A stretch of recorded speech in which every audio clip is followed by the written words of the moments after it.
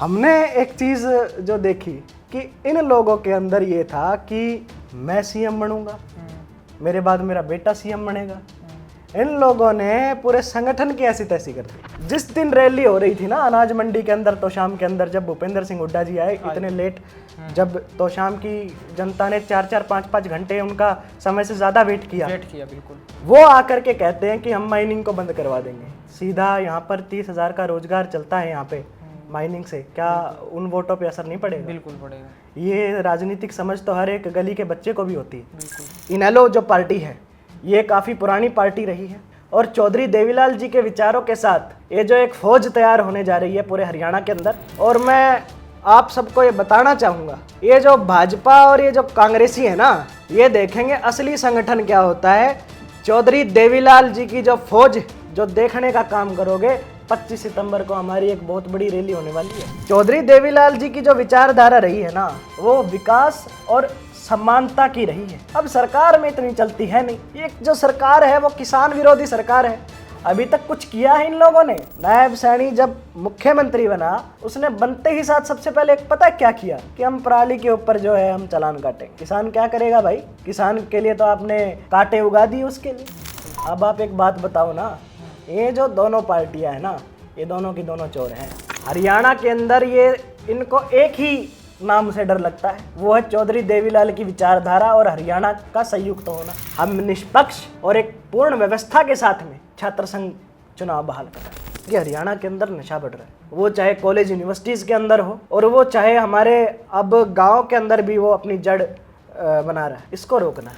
भाई नमस्कार सभी को, स्मार्ट हरियाणा यूट्यूब चैनल देखने वाले सारे दर्शकों का हार्दिक स्वागत है। अपने बीच में भाई आज साहिल चौधरी भाई बैठे हैं, भाई साहब की मुलाकात करावांगे। तो शाम से भाई NSUI के प्रभारी भी रह चुके हैं, पर अब इन्होंने NSUI को छोड़ना पड़ा। किस कारण छोड़ा, क्या वो कारण थे, और अभी ये पीछे इलेक्शन में भी बहुत एक्टिव थे और अब भी एक्टिव हैं। अब इनके आगे का मिशन पूछेंगे कि क्या करना चाहते हैं देश के और देश की जनता के लिए और छात्राओं के लिए। तो सबसे पहले साहिल भाई राम राम। राम राम शिवम भाई, आपका बहुत बहुत आभार है आप यहाँ पर आए। मेरा जो यहाँ पे तो शाम में जो एक्सपीरियंस रहा NSUI का, मैं यहाँ पे प्रभारी था और मैंने देखा कि यहाँ पे गुटबाजी जो है वो यहाँ के प्रत्याशी को हरा गई। जो हमारे जो ये बड़े भाई थे, जो प्रत्याशी थे अनिरुद्ध चौधरी जी, उनके साथ में काम करके बहुत मज़ा आया और इस तोशाम हल्के ने हमें बहुत प्यार दिया। पर जिस टाइम पे वोटों की बात आई ना, तब वहाँ पे गुटबाजी ने सेंध लगा दी, भाजपा ने नहीं। मैंने 4 अगस्त को इस्तीफा दिया और इस्तीफा देने का कारण पूरे हरियाणा को पता है कि कैसे कांग्रेस के अंदर गुटबाजी होती है। अब की बार तो कांग्रेस लहर चली थी एक प्रकार की कि कांग्रेस अब की बार सरकार बनाएगी, हरियाणा में सरकार बनाएगी, पर क्या कारण रहा है, क्या लगता है आपको? देखिए, हमने जो है निरंतर टीम दीपेंद्र हुड्डा के साथ भी काम किया था। बिल्कुल। और पूरे हरियाणा में और दिल्ली में हमने जो कार्य किया था नीचे ग्राउंड लेवल पर जा कर के, चाहे वो नीट की परीक्षा के लिए जो हमने प्रोटेस्ट किया, महिला रेसलरों के लिए किया, और जो मेरा ज़िंदगी का जो सबसे पहला जो प्रोटेस्ट था वो किसान आंदोलन का था। अच्छा। तो हमने निरंतर जो है 2021 से हमने अपनी तैयारियां बहुत ग्राउंड लेवल पे की थी और हमने सोचा था कि इस संगठन में हमें बहुत कुछ कार्य करने का मौका मिलेगा। पर जो हमने माहौल बनाया, जो सर्व नेताओं ने मिलकर के अपना एक एजेंडा चलाने में कामयाब रहे, उसको डुबोने का काम सबसे ज़्यादा कांग्रेस का जो शीर्ष नेतृत्व है, चाहे वो दीपेंद्र हुड्डा हो, चाहे भूपेंद्र हुड्डा हो, चाहे वो कुमारी शैलजा हो, चाहे ये बीरेंद्र सिंह की डुमरखा की ये पूरी जो टीम रही हो। हमने एक चीज़ जो देखी कि इन लोगों के अंदर ये था कि मैं सीएम बनूंगा, मेरे बाद मेरा बेटा सीएम बनेगा। इन लोगों ने पूरे संगठन की ऐसी तैसी कर दी। अच्छा, आपने कांग्रेस छोड़ी, उसके पीछे का यही मेन कारण है? देखिए जी, जब कार्यकर्ता का सबसे बड़ा जो एक होता है, एक हक होता है कि संगठन को अगर कोई सुझाव दे उसके हित के लिए, तो आज नहीं तो कल उसके बारे में विचार करे। बिल्कुल। हमने लोकसभा में जब इलेक्शन हुआ, तब जब लोगों ने पहले बता दिया था कि कौन सा नेता कांग्रेस का छोड़ करके बीजेपी में जाने वाला है, बिल्कुल। और वो गए आखिर में। हमने इस चीज़ की खबर भी दी, पर इन लोगों ने उसके ऊपर कोई भी कार्रवाई नहीं की। अभी पीछे जो विधानसभा के इलेक्शन हुए थे उनमें भी आप काफ़ी सक्रिय थे और कांग्रेस प्रत्याशी अनिरुद्ध चौधरी को आप सपोर्ट कर रहे थे, पर वो जीत नहीं पाए किसी कारणवश। आपको क्या लगता है कि क्या मजबूरियां और या क्या खामियां रही होंगी जिनके कारण उनको हार स्वीकार करनी पड़ी? देखिए शिवम भाई, अगर मैं देखूं, हमारे परिवार ने 50 साल कांग्रेस पार्टी के अंदर खपाया है। बिल्कुल। और इन 50 सालों के अंदर अगर हमने कांग्रेस के अंदर कोई नेता देखा हरियाणा के अंदर, तो वो चौधरी बंसीलाल थे। अच्छा। अब हुआ यूं कि चौधरी बंसीलाल के बाद हमें जो नेता देखने को मिला जो एक तरीके से अपने वर्करों की जो पूछ करता है, बिल्कुल, वो अनिरुद्ध चौधरी जी में थी। अच्छा। वो भाई ने इस तरीके का माहौल बना दिया था, जो एक कहते हैं ना कि हमारे संगठन के अंदर सबसे बड़ी जो चीज़ होती है कि कार्यकर्ताओं की पूछ होना, वो सबसे ज़्यादा इन्होंने की थी। और मुझे लग रहा था कि ये अगर इंसान जीत गया और अगर हुड्डा को नेगलेक्ट करके अगर कोई सीएम पद का उम्मीदवार होगा तो वो अनिरुद्ध चौधरी जी होंगे। अच्छा।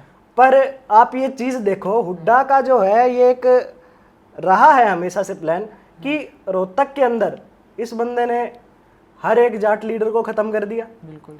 अपने से बड़ा जाट नेता कांग्रेस के अंदर नहीं उभरने दिया। बिल्कुल।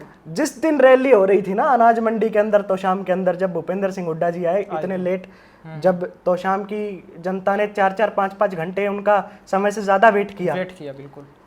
वो आकर के कहते हैं कि हम माइनिंग को बंद करवा देंगे। सीधा यहाँ पर 30,000 का रोजगार चलता है यहाँ पे माइनिंग से, क्या उन वोटों पे असर नहीं पड़ेगा? बिल्कुल पड़ेगा। ये राजनीतिक समझ तो हर एक गली के बच्चे को भी होती है। बिल्कुल। जब HKRN का मामला आया, HKRN के लिए कहते हैं कि हम HKRN को हटा करके नई भर्तियां लाएंगे, क्या वो वोट नहीं टूटेंगे? बिल्कुल। ऐसे कई ऐसी बातें उन्होंने कर दी कि बंसीलाल के गढ़ में आकर के आपने एक तरीके से बंसीलाल परिवार को ही पीछे कर दिया। उधर उनके पैर काट दिए उस टाइम पे। उनके पैर काट दिए, और जबकि पूरे हलके ने 108 गांव ने समर्थन दिया था। आप ये सोच के देखो कि कैसे, और ये अकेला हुड्डा, इसमें ये नहीं था कि भाई हम अनिरुद्ध चौधरी को नहीं जीतने देंगे, वो एक सेटिंग थी इन लोगों की भाजपा के साथ में। अच्छा। क्या आपको पता है हुड्डा के ऊपर जो रॉबर्ट वाड्रा स्कैम है? तो अभी क्या लगता है आगे इलेक्शन में जो अनिरुद्ध चौधरी हैं वो फिर से यहाँ से लड़ेंगे? वो अभी की वो पहली बार इधर से लड़े थे, शायद से 62 से 63 हज़ार वोट उन्होंने हासिल किए हैं। देखिए, मात्र 14,000 वोटों का मार्जिन रहा। बिल्कुल। और देखा जाए ना तो अगर कांग्रेस का अगर कोई फ्यूचर है इस समय भिवानी के अंदर, तो वो भाई अनिरुद्ध चौधरी जी हैं। अच्छा। और एक तरीके से अगर मैं देखूं तो आसपास में काफ़ी लोकेलिटीज़ में अच्छे अच्छे नेता हैं, पर वो सब अपना उल्लू सीधा करने के चक्कर में। अभी वो हार गए इधर से, तो अभी आपसे उनकी कैसी वार्तालाप है, कैसा प्यार प्रेम है? देखिए, हार जीत तो चलती रहती है।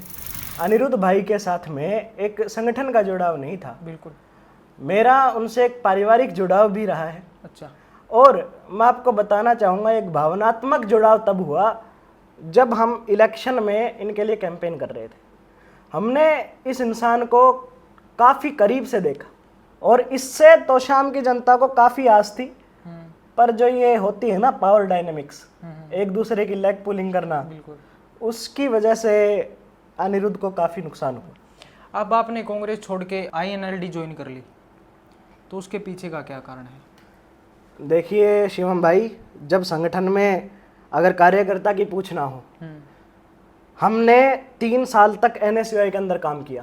बिल्कुल। और 3 साल तक रहते हुए NSUI के अंदर हमें संगठन नहीं मिला पूरे हरियाणा को। अच्छा। इन लोगों ने जिला स्तर पर भी अभी जो है जिला अध्यक्ष बनाने का काम करना था, वहाँ पर भी ये जो प्रभावशाली नेता है ना, इन्होंने फिर से सिस्टम को हाईजैक कर लिया। और फिर जो ग्राउंड लेवल पे जो कार्यकर्ता है, जो असली रिपोर्ट देते हैं, उनकी कोई पूछ नहीं हुई। तो कांग्रेस का जो भविष्य है वो साफ दिख रहा है।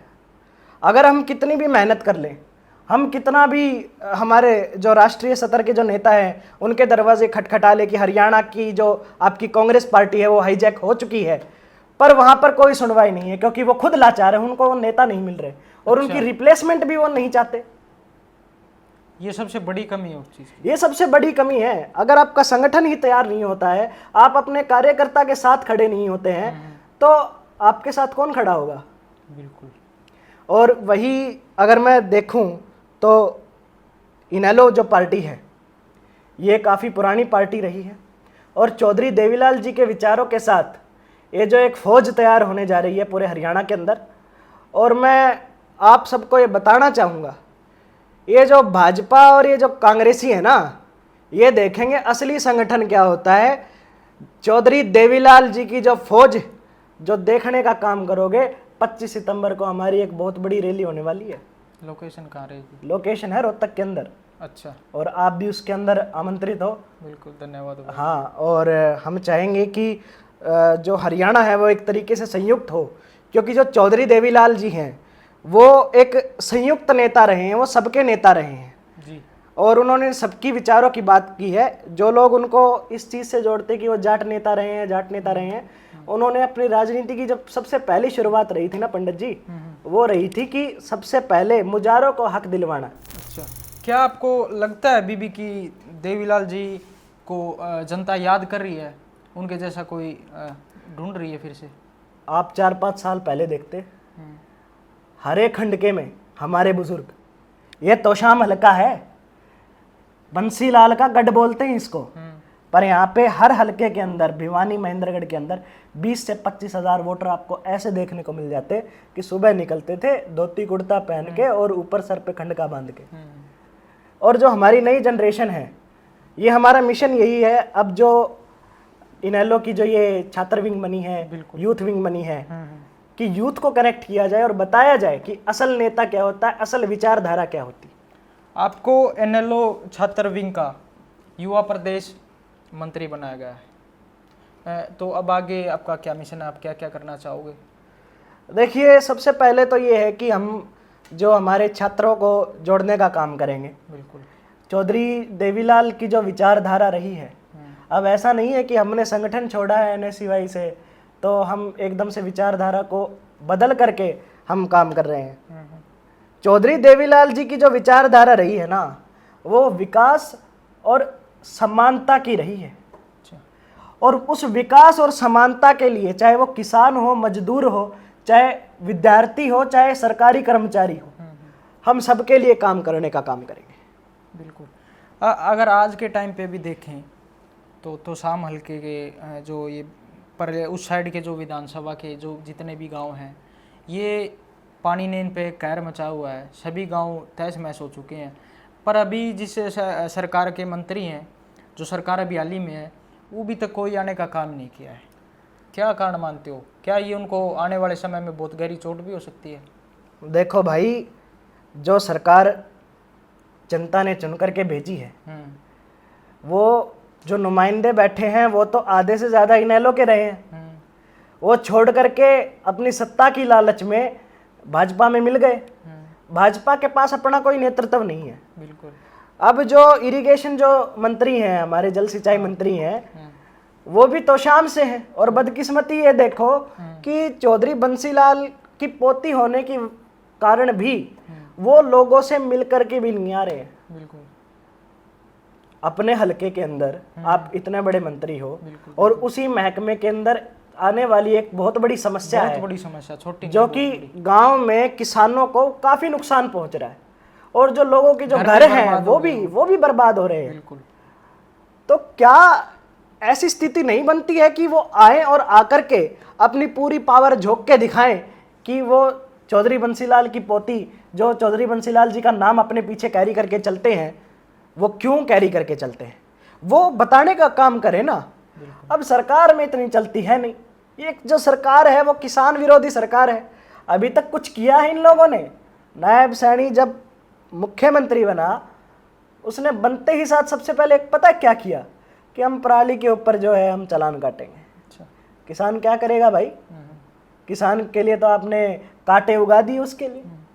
पर ये तो बोल रहे हैं कि किसान को हम सबसे आगे रखते हैं, मुआवजा देते हैं, बहुत सारी सुविधाएं देते हैं, ये बहुत सारी चीज़ें बता रहे हैं कि हम सरकार दे रहे हैं जमींदारों किसानों को। ऐसा है, किसानों की हक की सरकार बता रही है अपने आप। देखिए ऐसा है, ये जो लोग हैं ना, ये कांग्रेस भी यही कहती है कि हम किसानों के मसीहा हैं।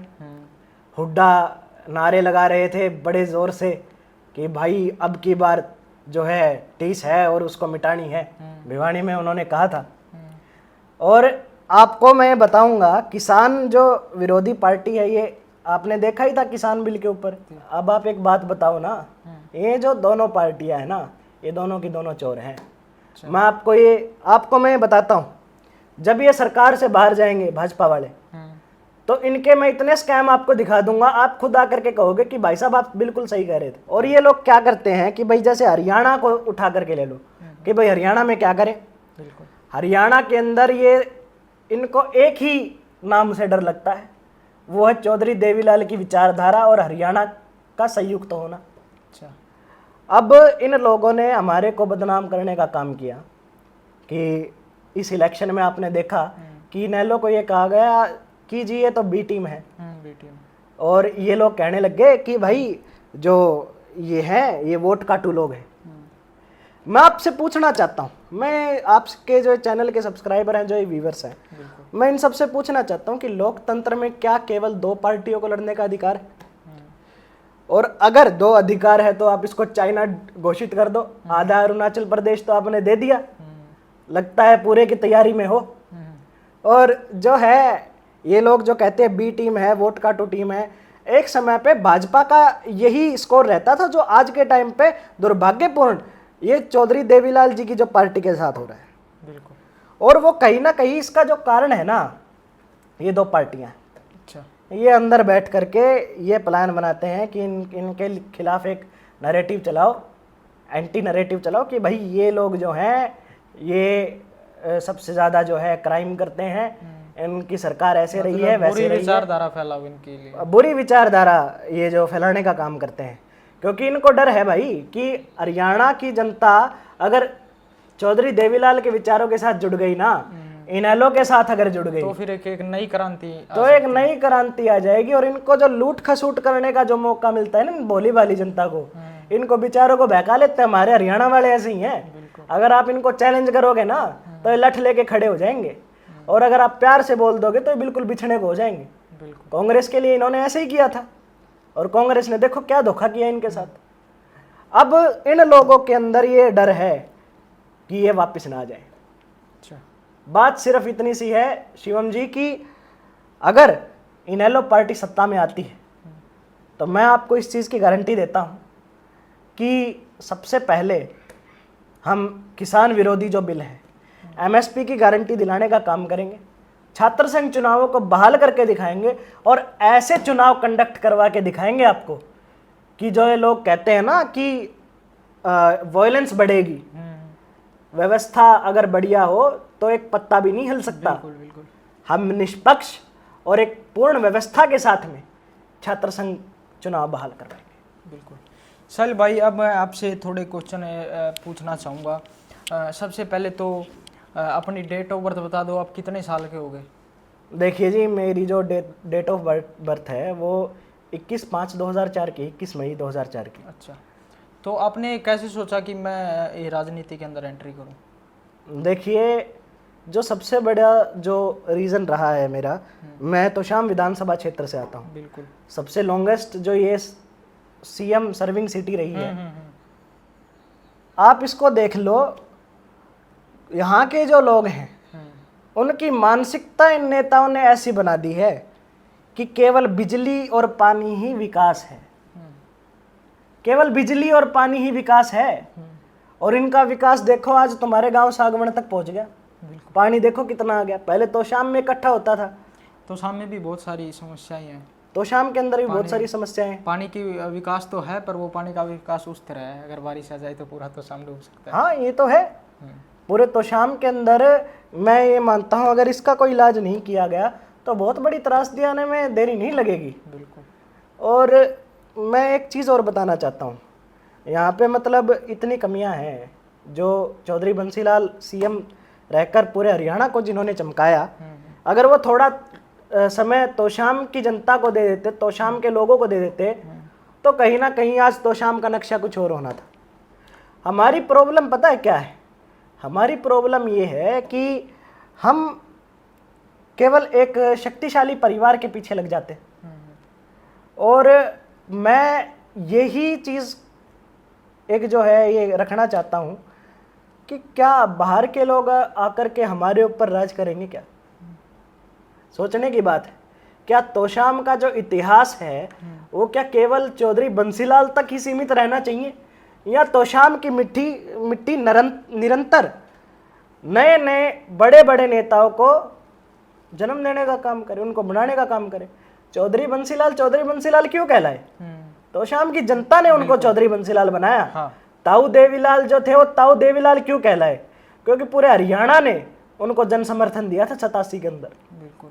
तो मैं यही कहना चाहता हूँ कि आप अपने जो विचार है वो देखें कि आप अपने आसपास के किसी नेता को बनाएंगे, तोशाम के अंदर किसी आप अपने भाई को बहन को बनाएंगे, तो कहीं ना कहीं आपके लिए वो अच्छे से विकास कराएंगे। आपको इनेलो छात्र विंग का प्रदेश संगठन मंत्री बनाया है, तो अब आप आगे विद्यार्थियों के लिए, स्टूडेंट्स के लिए और ग्रामीणों के लिए क्या क्या सुविधाएं करने की कोशिश करोगे? देखिए जी, सबसे पहली बात तो ये है कि हरियाणा के अंदर नशा बढ़ रहा है। वो चाहे कॉलेज यूनिवर्सिटीज़ के अंदर हो, और वो चाहे हमारे अब गांव के अंदर भी वो अपनी जड़ बना रहा है। इसको रोकना है। आपको लगता है कि सूखा नशा ज़्यादा बढ़ गया है? जी, सूखा नशा जो ये बाहर के जो ये है तस्कर, ये हमारे ही लोगों को तो अपने साथ मिला रहे हैं। और बड़ी दुखद बात है यार कि ये लोग मिल रहे हैं, इनकी भी कमी नहीं है। जब आपकी अपनी सरकार अगर रोजगार नहीं देगी, आपके पास कमाने के लिए कुछ नहीं होगा, तो 90% जो यूथ है वो गलत रास्ते चलेगा ही चलेगा। क्राइम कितना बड़ा है आपने भी देखा होगा। वो ठेकों के लाइसेंस के लिए अभी कुछ महीने पहले कितना बुरा हाल हुआ था। ये वो नौजवान है जो कोई आर्मी के अंदर सेवा दे रहा होता, अगर इनकी अग्निवीर नहीं आती तो बिल्कुल कोई ना कोई हरियाणा पुलिस में लगता, कोई कहीं सचिव लगता, कोई कहीं कुछ करता। पर इन लोगों ने जो है हरियाणा के युवा को बेरोजगार कर दिया। अब जहाँ बेरोजगारी होगी वहाँ पर क्राइम तो होगा ही। कॉलेज यूनिवर्सिटी के जो स्टूडेंट्स हैं उनके आज के समय पे सबसे बड़ी मजबूरी उनके पास क्या है? क्या कमियां हैं जो आज वो महसूस कर रहे हैं? आपको क्या लगता है? देखो भाई, सबसे पहली बात तो यही है कि मुद्दे बहुत सारे हैं, और ये जो मुद्दे हैं ये केवल और केवल रुक सकते हैं किसकी वजह से? वो रुक सकते हैं छात्र संगठनों के इस प्रयास से कि वो छात्र संघ चुनाव बहाल करवाएं, छात्रों की एक आवाज़ बने, तब जा कर के हम जो ये फीस के जो मुद्दे हैं, जो बढ़ती हुई फीस है, और जो अन्य जो मुद्दे हैं, चाहे वो री की फीस हो, चाहे वो जो कहते हैं ना मर्सी, फाइनल मर्सी की फीस हो, उसको हम कम कराने का काम करें। और भी बहुत से भेदभाव होते हैं। आपको पता है कि जो हमारे जो विश्वविद्यालय हैं हरियाणा के अंदर, वो संघ के द्वारा एक तरीके से हाईजैक कर लिए गए हैं। जनता का ये मानना है कि अगर हमें सरकार बना देते हैं, मंत्री को चुन के आगे भेज देते हैं, पर जब मेन दिक्कत आती है, हमें समस्या आती है, उस टाइम पे कोई नेता मंत्री नहीं आता। ये तो भाई वही बात हो गई कि तुम हमको बनाओ नहीं, औरों की तुम बाट देखोगे। भाई एक समय वो दौर था जब हमारा एक वर्कर अगर बीमार भी हो जाता था ना, तो चौधरी साहब अपना काफिला लेकर के पहुंच जाते थे उसके घर में। तो ये सबसे बड़ी बात ये है कि ऐसा क्या हो गया कि ये लोग वीआईपी की तरह ट्रीट कर रहे हैं और हमें फॉर ग्रांटेड समझ रहे हैं। वो इसलिए है क्योंकि विपक्ष कमज़ोर है, इनको पता है हमारे अलावा इनके पास कोई ऑप्शन नहीं है। बस यही कारण है कि जनता इनसे परे होकर के अगर कुछ सोचेगी, अगर इनको चाहिए कि अगर इनके दरवाजे पर हर मुसीबत में उनका मंत्री, उनका रिप्रेजेंटेटिव उनके सामने मिले, तो भाई आप सही व्यक्ति का चुनाव करो। अब बात करें अभी अपने तोशाम हल्के की, इधर आप सबसे बड़ी समस्या क्या मानते हो ग्रामीणों और स्टूडेंट्स के लिए सबसे बड़ी समस्या आप क्या मानते हैं? देखो भाई, अगर तोशाम की जो विधानसभा की समस्या मैं बताऊं तो इसको हम 2 या 3 भागों में बांट सकते हैं। अच्छा। पहली जो समस्या है ना, वो समस्या है शहर की। तोशाम शहर के अंदर एक तो क्राउड इतना ज़्यादा रहता है, अगर इस बस स्टैंड को जो है शिफ्ट करके बाहर बाईपास की ओर ले जाया जाए तो यहाँ पे हम जाम की स्थिति को बंद कर सकते हैं। बिल्कुल।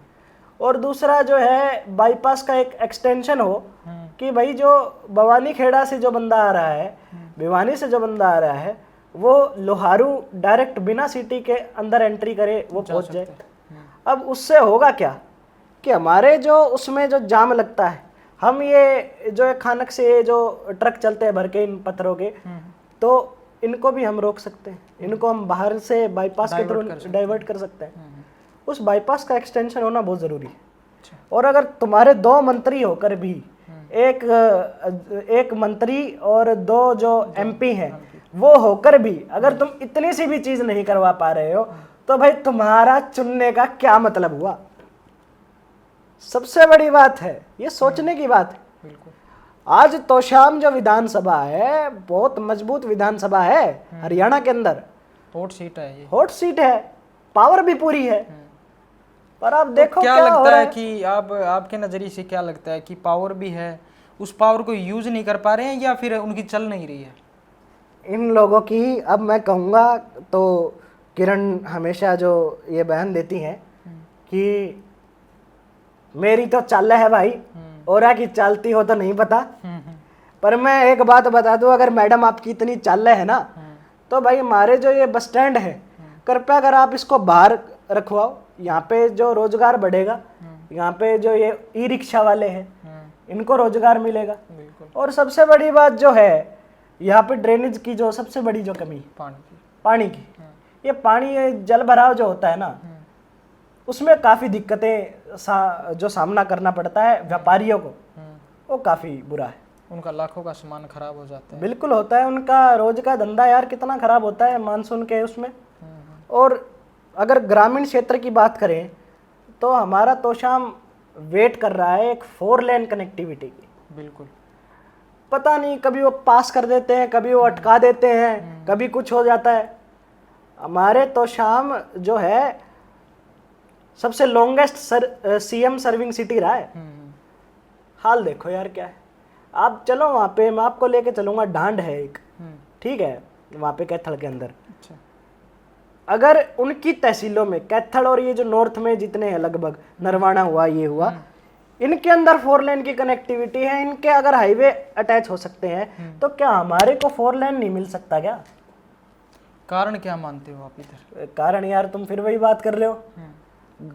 एक जब हमारी तोशाम की जनता निर्भर हो चुकी है सिर्फ 2 नेताओं पे, अच्छा, तो वो कहां से विकास कराएंगे भाई? तहसील में नेता देख रहे फायदा हो, उठा रहे हैं। तहसील के अंदर देख रहे हो कितना करप्शन है। आम किसान के साथ क्या ज्यादतियां हो रही है। आप कभी स्टिंग ऑपरेशन करना, आपको पता लगेगा कि क्या हाल है। और रही जो बात गांव की जो है, गांव में भाई सबसे पहली जो बात है, नहर और रजबाहे निकालना। इस समय अपना जो बागड़ एरिया है ना भाई, उसके अंदर बहुत समस्या है। अब यार चौधरी बंसीलाल जी थे, वो समझते थे उन चीज़ों को, क्योंकि वो उस एरिया के थे, वो बागड़ एरिया के शान थे, वो पूरे बाद में जाकर के हरियाणा की शान बने। अब आप एक चीज़ को देखो ना, एक तालू गांव का जो एमपी है, जिसकी ज़मीन अच्छी है, जिनका एक तरीके से पूरा जो मिट्टी वहाँ की अच्छी है, वो क्या समझेगा यहाँ के लोगों की? बिल्कुल। वो अपने लाइजन अच्छे बना सकता है व्यवहार की वजह से, पर जो समस्याएं हैं वो तब समझेगा जब यहाँ पे दाने उगा करके दिखाएगा। अच्छा। ये किरण चौधरी हैं और ये अन्य, इन्होंने इतना काम किया है, पर उसके बावजूद भी थोड़ी सी जो ये है, नहर कम पड़ रही है, डिग्गियाँ कम पड़ रही हैं। अब इतना जल भराव हो रहा है, तो क्या हमारे पास ऐसा सिस्टम नहीं होना चाहिए कि भाई उनको डाइवर्ट किया जाए, अच्छे से एक बढ़िया बैलेंस बनाया जाए, ताकि जो, और अब आप देखोगे कि आप मीरान साइड के एरिया में निकलोगे तो वहाँ पे नहर का सिस्टम अच्छा है, पर जब देवराला, इंदिवाड़ी और ये हैं, यहाँ पे काफ़ी बुरा हाल है भाई। साहिल भाई, मैं आपसे ये क्वेश्चन ये पूछना चाहूँगा, जो ये नेता मंत्री होते हैं, ये पार्टी बदल के दूसरी पार्टी में चले जाते हैं, क्या ये आपकी खुशी के लिए जाते हैं या फिर कुछ और ही इसके पीछे का कारण है? क्या आपके नज़रिए से क्या है?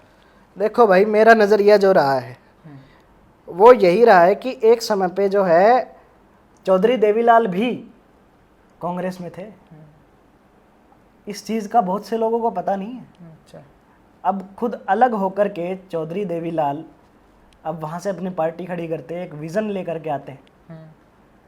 ऐसे नेता और एक आया राम गया राम वाले नेताओं में काफ़ी फ़र्क होता है। अच्छा। अब ये जनता बखूबी जानती कि आया राम और गया राम कौन है।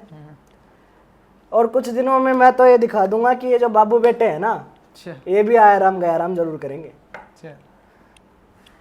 तो भाई साहिल भाई का पॉडकास्ट आप सबको कैसा लगा? अगर आपको कोई मन में क्वेश्चन रह गया तो कमेंट बॉक्स में ज़रूर छोड़ना। आगे इंटरव्यू करने का मौका मिलेंगे तो ज़रूर भाई का पॉडकास्ट करेंगे। और आपके भाई के विचार आपको कैसे लगे हैं कमेंट बॉक्स में अपनी अपनी राय ज़रूर छोड़ देना। मिलते हैं नई किसी वीडियो के साथ, तब तक राम राम, जय हिंद, जय हरियाणा।